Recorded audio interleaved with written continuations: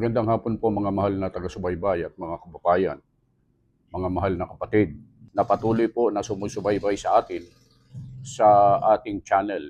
Gusto lang po namin kayong bigyan ng update tungkol po dito kay Epifanio Labrador kung saan ay gumugulong na po, umuusad na po ang mga kaso po na isinampa laban sa kanya.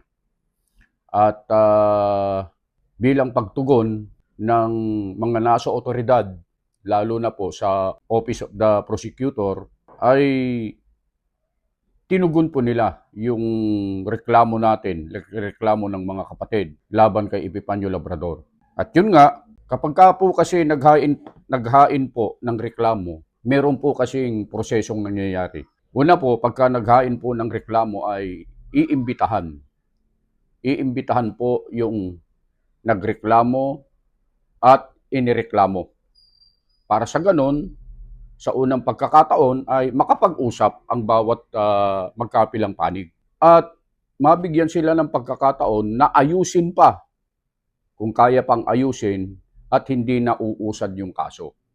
Ano po yung ibig naming sabihin? Halimbawa, yung kayang ayusin na sinasabi namin ay kung itong inirereklamo ay magpakumbaba at humingi ng tawad doon sa nagrereklamo sa kanya. At kapag yung nagrereklamo naman ay binigyan siya ng pagkakataon at pinatawad siya, ay hindi na po uusad yung reklamo laban doon sa inirereklamo. Ganun po ang proseso diyan, mga mahal po naming taga-subaybay. Ngayon po, itong mga nakakarang araw po ay umusad na po, gumulong yung kaso na isinampa ng ating mga kapatid. At ito nga po yung isang kapatid natin na nagsampa ng kaso sa bandang Metro Manila. At siyempre, inimbitahan po yung bawat panig. Inimbitahan po sila sa Office of the Prosecutor para kausapin po sila. Mayroon tayong tinatawag na mediation. Yun nga po, yung ipinaliwanag ko po kanina, yun po ang ibig sabihin nun, na mag-uusap ang magkabilang panig. At yan po ay pangangasiwaan ng kung sino man na itatalaga ng opisina ng prosecutor na mag-aayos po sa kanila. Ngayon, bago po natin ituloy po yung ating talakayan, mga mahal po naming mga taga-subaybay at mga kapatid, ay gusto lang po naming batiin yung mga kapatid na sumusunod sapagkat sila po ay masugid po nating mga taga-subaybay. Binabati po natin si kapatid na, hindi ko makakita to, watching from lokal ng Hawali, Kuwait, si Ka Imelda Pasqua. Magandang araw po dyan, Ka Imelda. Shout out po, mahal na kapatid. Ingat po kayo lagi dyan. Si Ka Rod Tuaso naman po yon. Watching from local of North Signal, District of Makati. Ka Maria Teresa. Kumusta po kayo dyan? Kumusta rin kay Ka Marisa Manley? Nanonood po sa atin at sumusubaybay mula dyan sa UK. TV channel. Kumusta bro? Watching from lokal ng Ibaan, Batangas. Happy viewing po, Ka Mildred Martin. God bless po. Ka Sandy Mercado. Ayun, magandang araw po. Mula dito sa Iriga City, Camarines Sur, proud INC, yun, si Ka Salvador. Gusto po kayo dyan? Sino pa yun ng mga nagpapabati? Ito. Watching here in Oregon, USA. Lokal ng St. Helens, Ka Edison Reveliosa. Yun, Ka Edison Reveliosa, kumusta po kayo dyan? Ka Michelle Bulima, hello po. Ayun, tuloy natin yung ating topic mga kababayan. Mga mahal po naming taga-subaybay at mga mahal na kapatid. So yun po, ang nangyari po, mga kababayan at mga mahal po naming taga-subaybay ay inimbitahan po ang magkabilang panig. Nung dumating na po yung araw na itinakda, kasi pagka nagsampa po kasi ng reklamo, aayusin po yan ng opisina ng prosecutor para pagharapin po ang magkabilang panig. At ang nangyari po, noong araw na po na dumating na po yung itinakdang araw ng pag-uusap ng magkabilang panig mula dito sa inirereklamo at doon sa nagrereklamo na ang inirereklamo nga ay si Epifanio Labrador dahil sa napakarami po niyang mga kaso na isinampa laban sa kanya, lalo na po yung pang-iinsulto, pagmumura, pagpaparatang, pagbabanta sa social media, sa iglesia at sa ating namamahala. Nung dumating na po yung araw at oras na itinakda po para sa pag-uusap, yung tinatawag na mediation, itong si Epifanio Labrador po, kahit anino niya, hindi po siya nagpakita. Ano po ang ibig sabihin nun, mga kababayan, mga mahal po naming taga-subaybay at mga kapatid? Ito pa lang si Epifanio Labrador po ay matapang lang po sa social media. Matapang lang ngumakngak. Matapang lang pong ngumawngaw. Matapang lang po sa pagpaparatang. Matapang lang po sa pagmumura sa social media. Pero sa totoong buhay ay bahag pala ang buntot nito.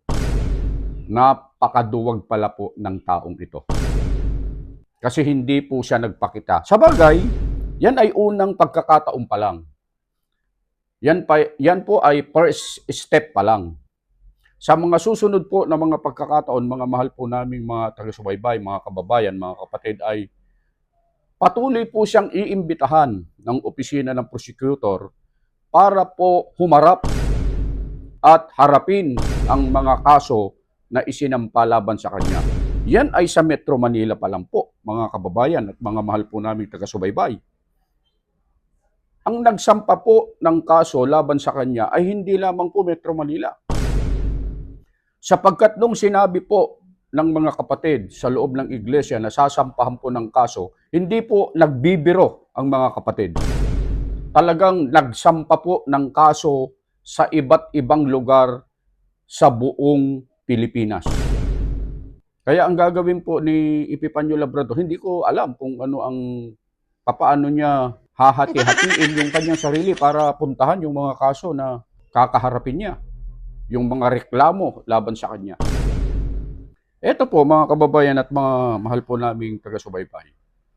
Lalo na po doon sa mga nanonood sa amin, sa channel po namin na mga taga-sunod ni Epifanio Labrador na hangang-hanga sa kanya at bilib na bilib.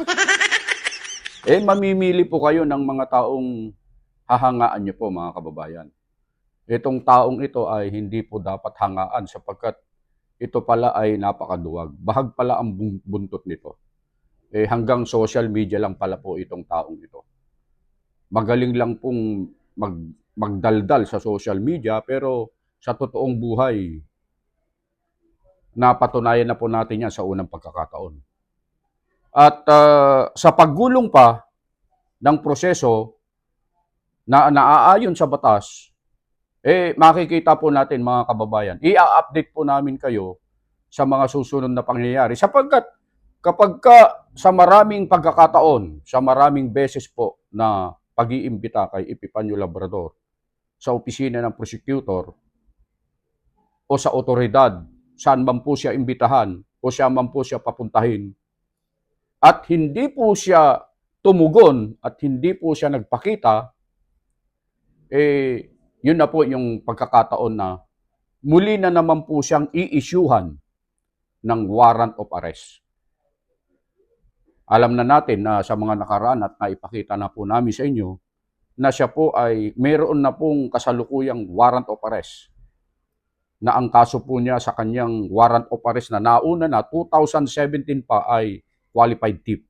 At ngayon ay haharap pa siya sa patong-patong na mga kaso, haharap pa po siya sa mga reklamong isinampa laban sa kanya. Mga kapatid, hindi po gumagawa ng kwento ang mga kaalib sa Iglesia ni Cristo. Hindi po kami gumagawa ng kwento-kwento lang. Ito po yung mga kasalukuyan na pong nangyayari sa pag-usad po, paggulong po ng kaso nitong si Epifanio Labrador. Muli po namin kayong bibigyan ng mga update pa, mga mahal po naming taga-subaybay at mga kapatid, mga kaibigan, sa mga susunod pa pong pagkakataon.